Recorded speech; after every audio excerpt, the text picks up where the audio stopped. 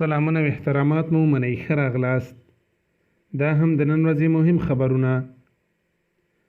د طالبانو د سیاسي دفتر ویان سهیل شاهین وای تر اختره مو که مخالف جهاد ټول بندیان خلاصوي دوی هم ورته اقدام ته تیار دي. د ولسي جرګې مرستیال ویلي چې چمتو دي له امریکا سره امنیتي تړون لغوه اعلان کړي. غزنی ولایت کې د طالبانو بریدونو کې د یو قومندان په شمول نږدې 20 تنه اربکیان وژل شوي دي.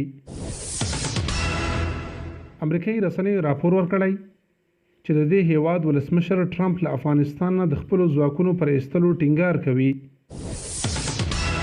هرات کې یو آزاد شوي بندي ته په راټولو شویو کسانو هوایي برید کې شاوخوا 20 کسانو ته مرګ ژوبله اوښتې. د مصالحې شورا مشر عبدالله هم د دغې پیښې پخلی کړی دی. ننګرهار ولایت کې امریکایي ځواکونه له خپلو 2 نظامي اډو څخه وتلي دي. ایران په سعودي عربستان غږ کړی چې پر امریکا د له حده زیات باور نه کوي. د خبرونو پای